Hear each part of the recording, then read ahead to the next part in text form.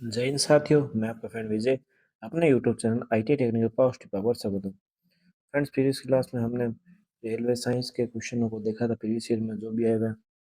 आगे की क्लास में हम इसमें नेक्स्ट उसके आगे क्वेश्चनों को शुरू करते हैं। तो जो भी फ्रेंड्स हमारे चैनल से नए जुड़े हैं उनसे रिक्वेस्ट, हमारे चैनल को सब्सक्राइब जरूर कीजिएगा और वीडियो को दिख शेयर भी जरूर कीजिएगा। दोस्तों, नेक्स्ट क्वेश्चन देखते हैं। कार्बन डाइऑक्साइड में कार्बन की संयोजकता कितनी होती है? तो कार्बन डाइऑक्साइड में कार्बन की संयोजकता पूछी गई आपसे, तो 4 इलेक्ट्रॉन की होती है। कार्बन की संयोजकता कितनी होती है? 4 इलेक्ट्रॉन की होती है। आगे नेक्स्ट क्वेश्चन की तरफ बढ़ते हैं। प्राय धनावेशी तत्वों की संयोजकता कितनी होती है? ये आपको क्वेश्चन पूछा गया। धनावेशी तत्व जो होते हैं, ये अमूमन तत्व जो होते हैं वो धातु प्रकृति के होते हैं। ये क्या होता है? इनकी प्रकृति धात्विक गुण होते हैं इनमें। तो इनकी संयोजकता जो होती है 1 2 3, 1 से लेकर 3 के मध्य होती है। ये ध्यान रखना अपने को। आगे नेक्स्ट क्वेश्चन देखते हैं। किसी तत्व की संयोजन क्षमता क्या कहलाती है? तो संयोजन क्षमता को हम किस नाम जानते हैं? संयोजकता के नाम से। आगे नेक्स्ट क्वेश्चन देखते हैं।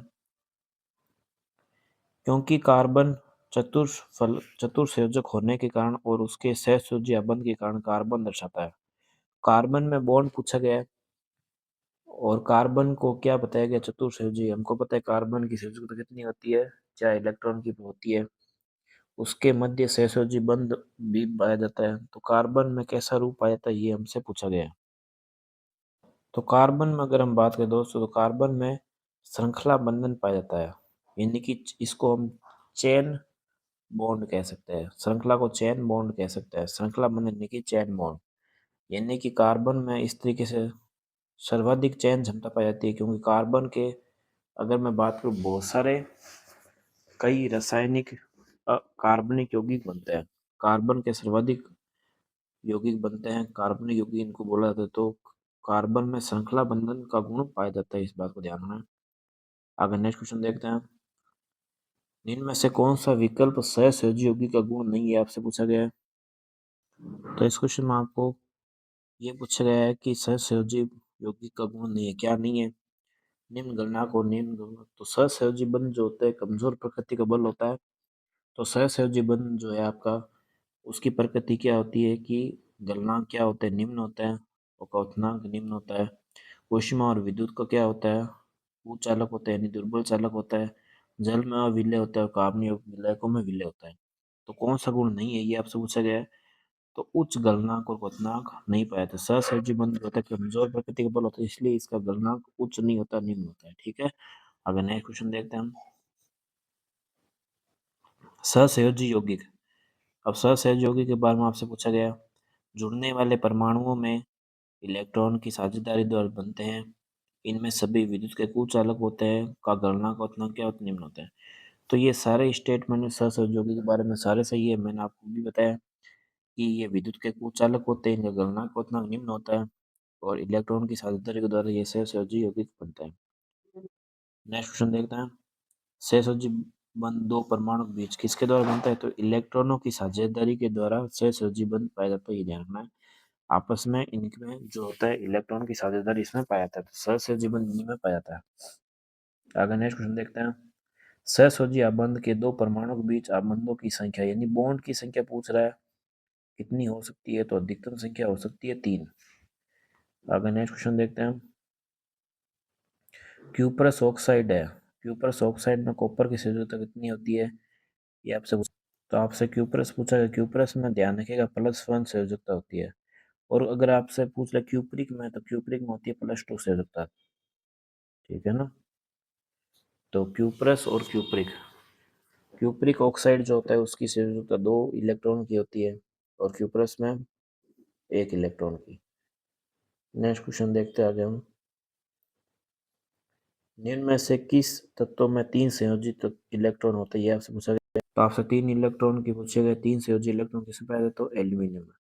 क्योंकि एल्यूमिनियम की संयोजकता मैंने आपको बता रखी है, Al प्लस में 3 होती है। कितनी होती है? Al प्लस में 3 होती है। आगे नेक्स्ट क्वेश्चन देखते हैं। मैग्नीशियम की परमाणु संख्या 12 है, इसकी संयोजकता कितनी होगी? ये आपसे पूछा गया है। तो मैग्नीशियम की परमाणु संख्या हमको दे रखी है, यानी परमाणु क्रमांक दे रखा 12 है, तो इसकी संयोजकता कितनी होगी? तो आपको ध्यान रखना है कि मैग्नीशियम जो होता है उस पर +2 चार्ज पाया जाता है। +2 पाया जाता है, ठीक है ना। और इसकी बाह्यतम कक्षा के इलेक्ट्रॉन की बात करें तो वो भी 2 इलेक्ट्रॉन होता है। अगर इसके इलेक्ट्रॉनिक विन्यास की बात करें तो क्या होता है, 2, 8 और 2 होता है। तो बाह्यतम कक्षा में इलेक्ट्रॉन कितना होता है, 2। संयोजकता क्या होती है, बाह्यतम कक्षा के इलेक्ट्रॉन।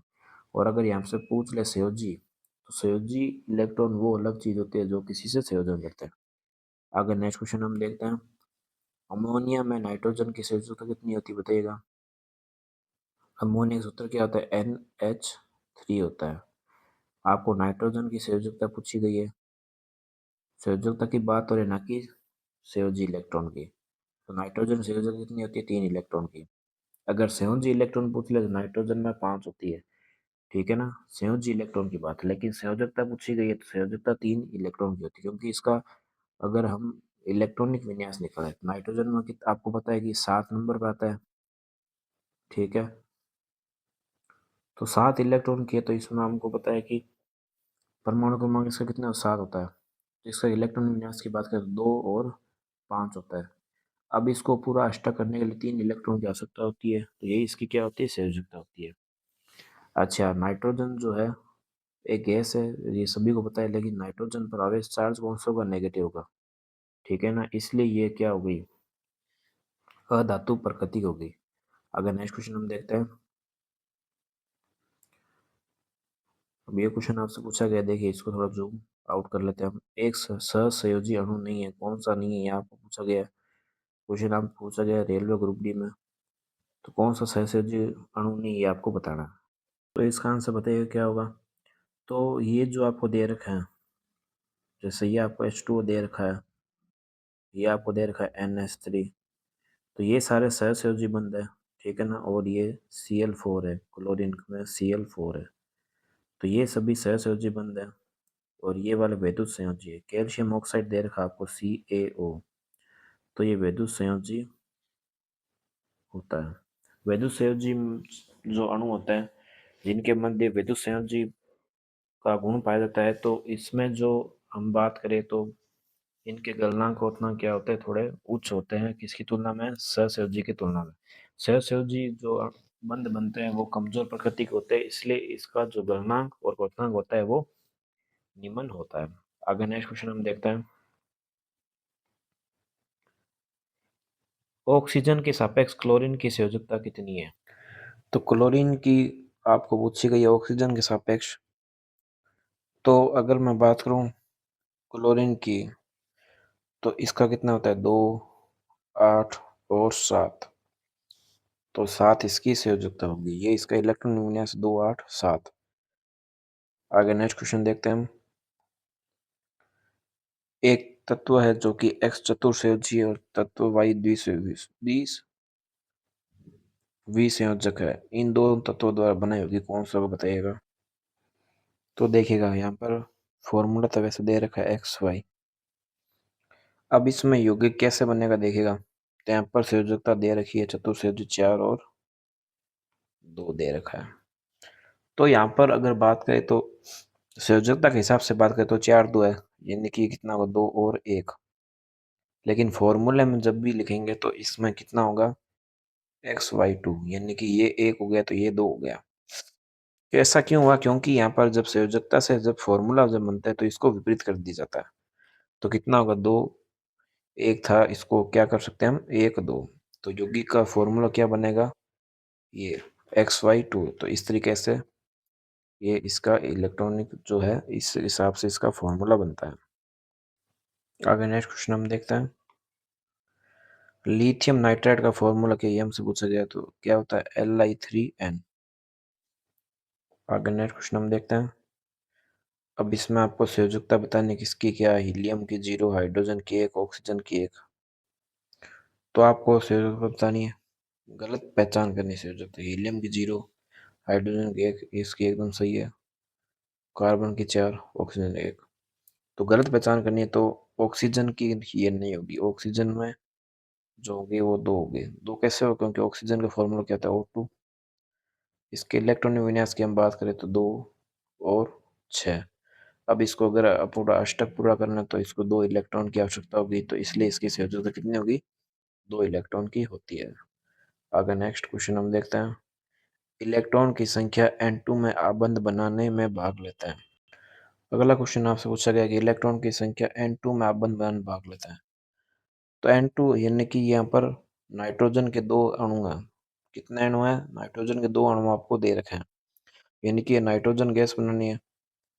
तो आपको पता है कि नाइट्रोजन का इलेक्ट्रॉनिक विन्यास कितना होता है? 2 और 5, यानी इसकी संयोजकता कितनी इलेक्ट्रॉन की अब बची है बताइए? 3 इलेक्ट्रॉन की। ठीक है, 3 इलेक्ट्रॉन की इसके एक अणु के लिए, तो 2 के लिए कितनी होगी? 6 की आवश्यकता होगी। और इसमें इसके बीच में नाइट्रोजन नाइट्रोजन के बीच में ट्रिपल बॉन्ड बनेगा। ट्रिपल बॉन्ड बनेगा यानी कि ट्रिपल बॉन्ड जब बनेगा तो यहाँ पर 3 इलेक्ट्रॉन का क्या होगा? पेयर होगा। 3 3 6, 3 3 6 इलेक्ट्रॉन का क्या होगा? पेयर होगा, क्योंकि एक सिंगल नाइट्रोजन के लिए 3, डबल के लिए कितना हो जाएगा? 6। समझ में आया क्वेश्चन सभी को? तो यहाँ पर नाइट्रोजन में बॉन्ड बनाने में भाग कितने लेता है? 6 लेता है। 6 इलेक्ट्रॉन क्या लेंगे? भाग लेंगे। सिंगल नाइट्रोजन 3 होगा, डबल का कितना हो गया? 6। आगे नेक्स्ट क्वेश्चन हम देखते हैं। परिवर्तनीय संयोजकता किसमें दर्शाती है? यानी जिसमें आपकी संयोजकता चेंज होती रहती है, तो संयोजी इलेक्ट्रॉन से संक्रमण तत्व से, समूह तत्व से और क्षारीय तत्व से। इसका आंसर क्या होगा? संक्रमण तत्व से। आगे नेक्स्ट क्वेश्चन हम देखते हैं। आगे क्वेश्चन पूछ रखा है आपको, सहसंयोजी बॉन्ड अणुओं में निम्न गलनांक और क्वथनांक बिंदु होते हैं। क्यों होता है? क्योंकि इंटरमोलिकुलर बल मध्यम होता है, बल मजबूत होता है, बल कमजोर होता है या बहुत मजबूत होता है। तो मैंने आपको बताया था कि सहसंयोजी जो बंध होता है वो कमजोर प्रकृति का बंध होता है, ध्यान रखिएगा। सहसंयोजी बंध जो होता है, सहसंयोजी जो बंध होता है वो कमजोर प्रकृति का बल होता है। कैसा होता है? इसकी प्रकृति कमजोर प्रकृति की होती है। तो कमजोर प्रकृति के जब भी होंगे ना, तो इनके गलनांक और क्वथनांक हमेशा क्या रहेंगे? निम्न रहेंगे। विद्युत के कुचालक भी होंगे। तो ये 2 3 गुण इसमें आप ध्यान रखिएगा सहसंयोजी बंध के। पहला क्या? सहसंयोजी जो जो भी बॉन्ड जिस भी अणु में बनेगा, सहसंयोजी बंध जिस भी अणु में बनेगा, तो उसका गलनांक और क्वथनांक दोनों निम्न होगा। विद्युत का कुचालक होगा। जल में क्या होगा? अविलय, यानी कि जल में नहीं घुलेगा, लेकिन कार्बनिक जो विलयन होते हैं उनमें क्या रहेगा? घुलनशील रहेगा। उसके अलावा इसमें जो अंतराण्विक बल होता है, जिनको हम इंटरमोलिकुलर फोर्स बोलते हैं, जिसको हम क्या बोलते हैं? इंटरमोलिकुलर फोर्स या इंटरमोलिकुलर बल बोलते हैं, वो कमजोर प्रकृति का हो। क्यों होगा? क्योंकि जिन अणुओं के मध्य हम बात करें, अगर गलनांक उतना कम है, तभी उनका क्या होगा? बल आपस में कमजोर होगा। क्योंकि अगर बल इसमें अधिक हो गया तो आपको अधिक ऊर्जा की आवश्यकता होगी, इसलिए इनका बल क्या है? कमजोर है, तभी इनका गलनांक उतना क्या है? निम्न है। समझ गए भाई? गलनांक उतना निम्न क्यों है? क्योंकि इसके मध्य जो अणुओं के मध्य लगने वाला जो बल है वो क्या है? कमजोर प्रकृति का है, इसलिए इनका गलनांक उतना क्या है? कम है। तो इसका answer option number C is the correct. उम्मीद सबको अच्छे समझ में आए। आगे नेक्स्ट क्वेश्चन देखते हैं। बड़े तत्वों वाले तो बड़े बंध क्या होता है? तो बड़े तत्व जो बनते हैं बॉन्ड, वो बहुत कमजोर प्रकृति के होते हैं। मैंने आपको कल ऐसा ऐसा क्वेश्चन पूछा गया था, उसमें ये पूछा गया था कि जैसे जैसे परमाणु का आकार बढ़ता है तो बनने वाला जो बंध है या परमाणु का आकार जो होता है वो कैसा होता है? तो वो कमजोर हो जाता है। क्योंकि जैसे जैसे इलेक्ट्रॉन कक्षा से दूरी बढ़ती है, नाभिक से दूरी बढ़ती है, तो उनके मध्य जो अंतराण्विक बल जो है, इंटर से इंटरमोलिकुलर जो फोर्स है, वो उसकी प्रकृति क्या होती है? लो हो जाती है, कम हो जाती है। तो इसमें बनने वाले बंध क्या होंगे? कमजोर हो जाएंगे। तो बड़े तत्व परमाणु में जो बंध बनेंगे वो कमजोर हो जाएंगे। इसका कारण क्या है? क्योंकि नाभिक से दूरी बढ़ना है। हमको पता है कि नाभिक अपना एक खुद का अंतराणिक बल लगाता है, जिसके कारण इलेक्ट्रॉन अपनी कक्षा में मौजूद रहता है। जैसे जैसे परमाणु का आकार बढ़ता जाएगा, तो ये अणु अपनी जो है, अपनी जो नाभिक से दूरी उनकी बढ़ने के कारण क्या होंगे? आसानी से थोड़ी सी ऊर्जा पाकर निकल जाएंगे। तो इसका आंसर क्या होगा? Option by is the correct answer. उम्मीद सबको समझ में आया होगा। आगे नेक्स्ट क्वेश्चन हम देखते हैं। सहसंयोजी बंध दो परमाणुओं के बीच इलेक्ट्रॉनों की साझेदारी के परिणाम स्वरूप निर्मित होता है। ठीक है। सहसंयोजी बंध किसके द्वारा निर्मित होता है? तो इलेक्ट्रॉन की साझेदारी के द्वारा होता है, ये ध्यान रखिएगा। ताकि दोनों पूरी तरह से भरे हुए इसको प्राप्त कर सके, बाह्यतम कोश को प्राप्त कर सके। समझ में आ गया सबको? तो बाह्यतम कोश का होता है। देखो, सहसंयोजी बंध हमेशा ये चाहता है कि अपना अष्टक पूरा कर ले, और एक चीज का हमेशा ध्यान रखिएगा, जब भी परमाणु का अष्टक अगर पूरा हो गया तो उसकी प्रकृति क्या हो जाएगी, धीमी हो जाएगी। यानी जब भी कोई परमाणु अगर संतुष्ट अगर हो गया, तो संतुष्ट होने का मतलब ये है कि उसका जो गलनांक क्वथनांक है वो निम्न हो चुका है। अब उसमें जो बनने वाला बंध है वो भी क्या हो गया है, कमजोर हो चुका है। जैसे आप, मैं इसका एक एग्जांपल देके बताता हूँ आपको एक अच्छा। जैसे आप पकड़ लीजिए एल्यूमिनियम और कॉपर को, ठीक है। ये मैं एग्जांपल क्यों ले रहा हूँ आपको अभी समझ में आ जाएगा।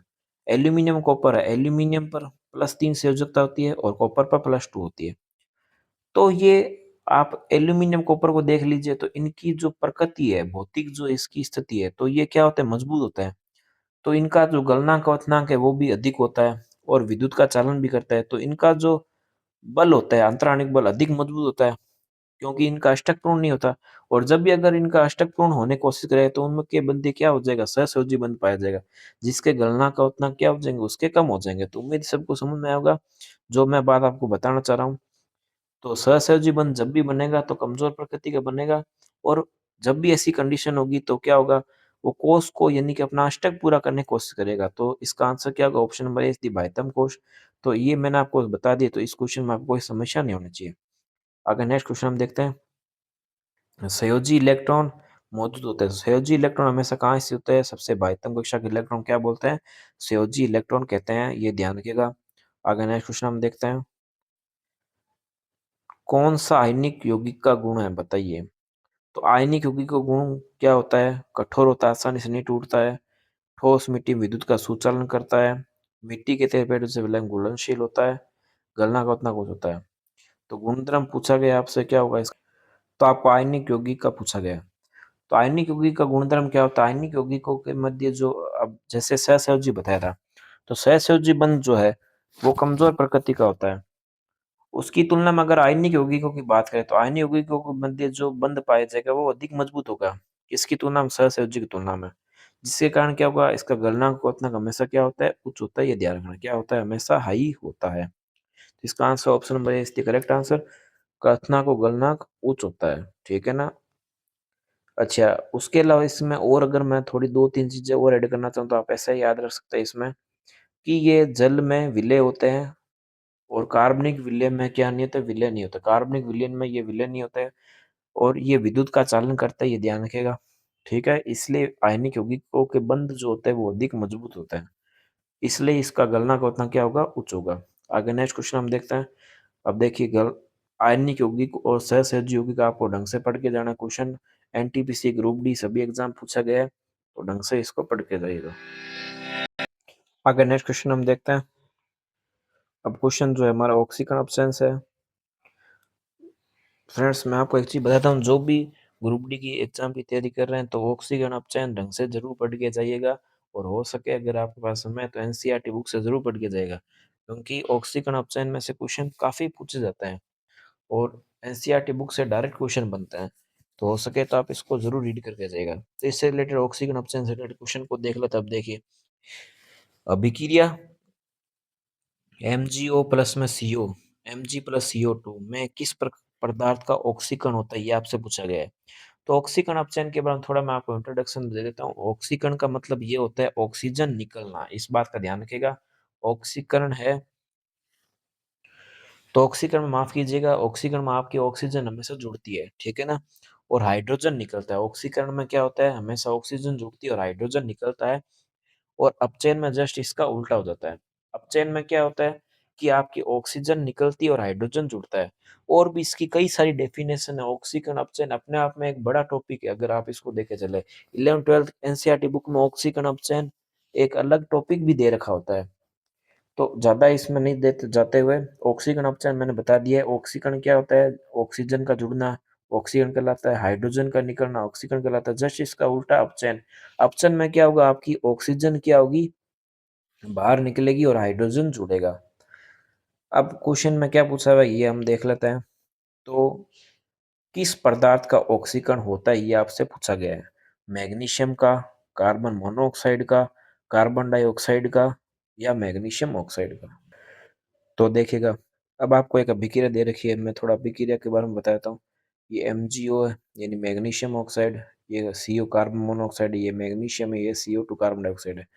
तो आपको ऐसे विकर्ण अभिक्रिया देके आपको ऑक्सीकरण डायरेक्ट पूछा जाएगा। ये रेलवे जेई पूछा क्वेश्चन पूछा गया है और ऐसे question group D, railway, LP, NTP सभी एग्जाम पूछा जाता है। तो काफी इंपॉर्टेंट टॉपिक ऑक्सीकरण अपचयन वाला बनता है।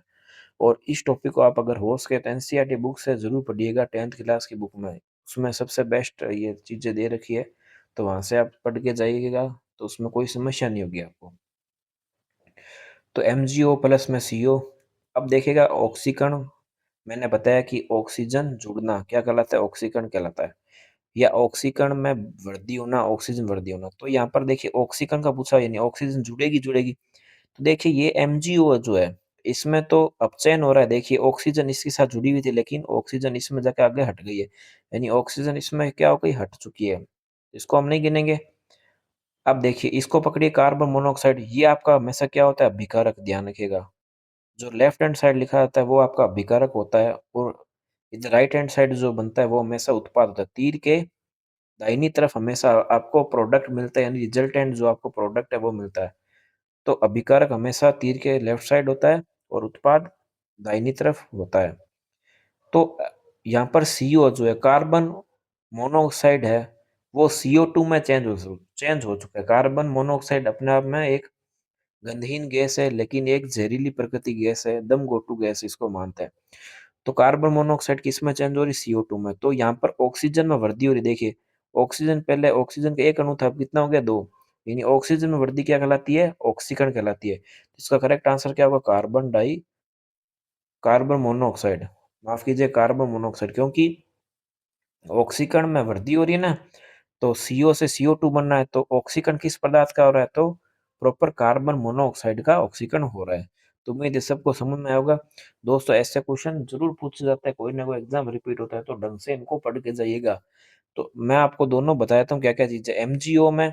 अगर आपको पूछ ले, अब इसी क्वेश्चन में अगर आपको ये पूछ ले कि जैसे कि इसमें इसी क्वेश्चन में आपको पूछ ले कि अपचयन किस में होता है, तो अपचयन देखिए अपचयन में हमेशा ऑक्सीजन निकलेगी।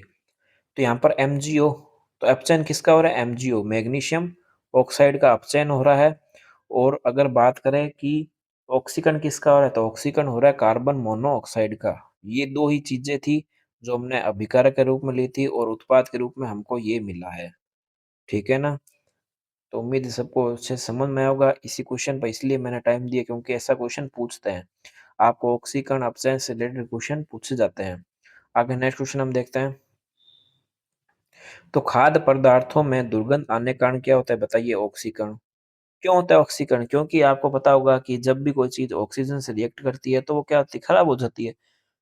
इसीलिए क्या करते हैं, जो चिप्स वगैरह पैकेट होती है तो उसमें ऑक्सीजन को हटा के वहां पर क्या भर देते हैं, नाइट्रोजन गैस भर देते हैं, ताकि वो ऑक्सीजन से अभिक्रिया नहीं कर पाए। आगे नेक्स्ट क्वेश्चन हम देखते हैं। अब देखिए ये सबसे अच्छा क्वेश्चन देखिएगा।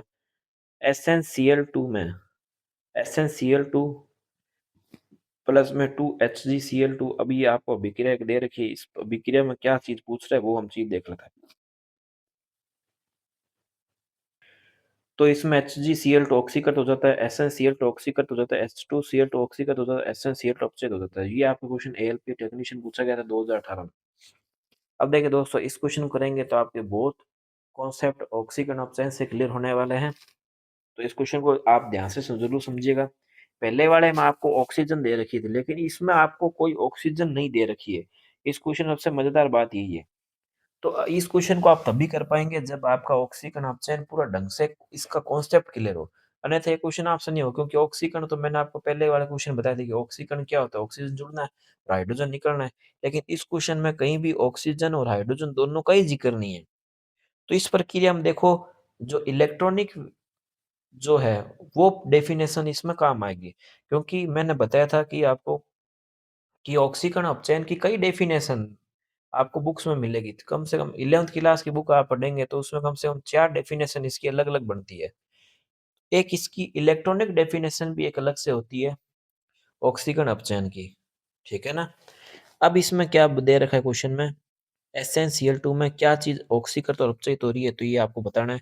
देखिए आपको अभिक्रिया में जो ये प्रोडक्ट है आपको इसको देखना है कि आपको क्या मिल रहा है और क्या नहीं मिल रहा है, किसका अपचयन हो रहा है, किसका ऑक्सीकरण हो रहा है। तो इस सभी के लिए हम H2Cl2 क्या हो रहा है, SnCl4 क्या हो रहा है, तो इसको आप देखिए। अब देखिए, इसको आपने ढंग से पढ़ा, देखिए। अब देखिए, मैं अब इस क्वेश्चन को ढंग से एक्सप्लेन कर देता हूँ। देखो, मैंने आपको बताया कि ऑक्सीकरण में हमेशा क्या होता है, ऑक्सीजन जुड़ती है। लेकिन आप कहेंगे कि सर इसमें ऑक्सीजन तो दे नहीं लिखा। ऑक्सीजन आने से आपको एक बात समझ में होगी, ऑक्सीजन आने से ऋणायन आया है, आया नहीं है। भाई ऑक्सीजन जो होता है O2 होता है, उस पर आवेश कौन सा पाया जाता है, ऋणावेश पाया जाता है, ये सभी को पता है। तो यहाँ पर देखिए Cl2 से यहाँ पर Cl4 हो रहा है, Cl2 से Cl4 यानी Cl2 यानी क्लोरीन के पहले 2 अणु थे, अब क्लोरीन के 4 अणु हो रहे हैं। भाई क्लोरीन जो होता है, क्लोरीन पर भी माइनस चार्ज पाया जाता है और ऑक्सीजन पे भी माइनस चार्ज होता है। ये सबको समझ में आ रहा है ना? मैं जो चीज बता रहा हूँ आप इसको ध्यान से सुनिएगा, आपको समस्या नहीं होगी ऑक्सीकरण अपचयन में। जो चीज मैं बता रहा हूँ ध्यान से सुनिएगा, ठीक है? तो देखिएगा, मैं ये चीज बताना चाहता हूँ कि ऑक्सीजन है, तो ऑक्सीजन पर भी ऋणावेश है और क्लोरीन पर भी ऋणावेश है। यानी यहाँ पर Cl2 से Cl4 हो रहा है। यानी आपको एक बात पता लग रही है कि पहले आपके पास में Cl क्लोरीन के 2 अणु थे, अब क्लोरीन के कितने हो गए, 4। अगर यहाँ पर ऑक्सीजन होता तो आप क्या बोलते कि ऑक्सीजन के O2 से O4 अगर हो रहे, तो आप सीधे कह देते कि ये तो ऑक्सीकरण है। भाई ऑक्सीकरण में हमेशा ऑक्सीजन की संख्या वृद्धि होती है। लेकिन यहाँ पर Cl2 में Cl4 हो गया, यानी कि यहाँ पर भी ऋणावेश में वृद्धि हो रही है, नहीं हो रही, हो रही है ना? तो SnCl2 से SnCl4 बन रहा है, यानी कि ये आपका ऑक्सीकरण ही होगा।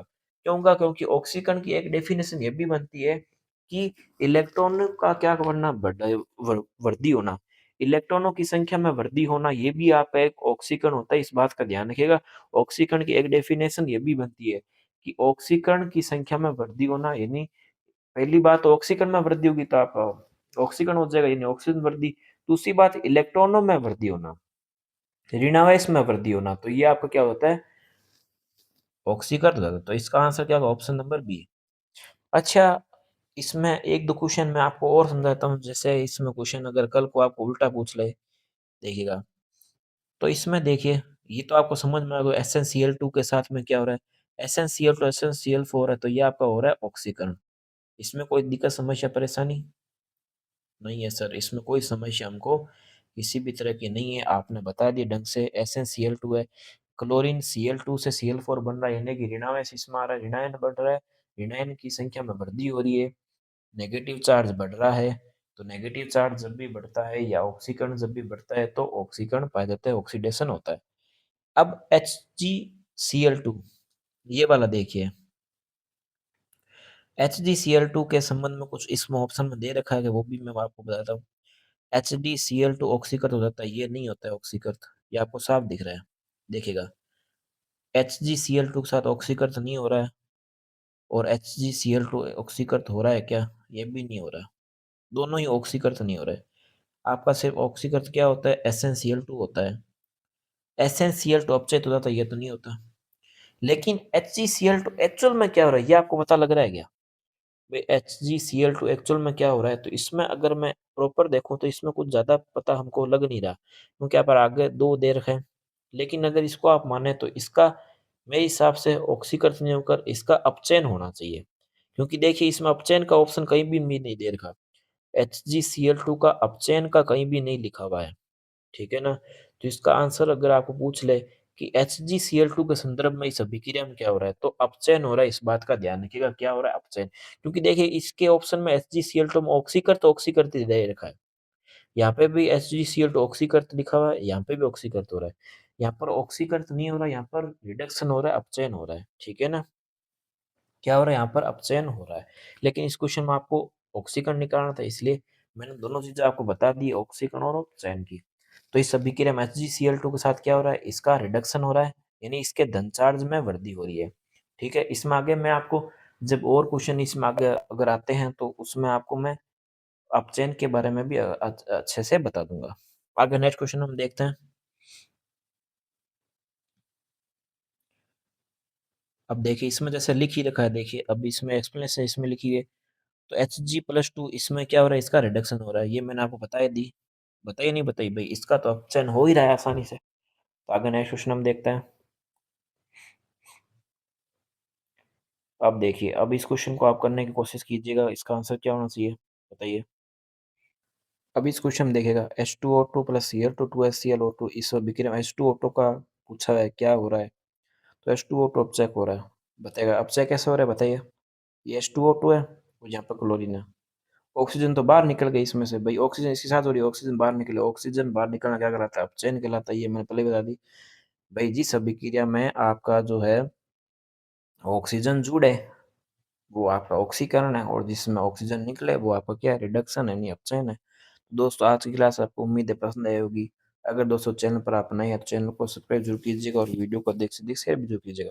दोस्तों मिलते हैं नेक्स्ट टाइम, तक के लिए जय हिंद, जय भारत।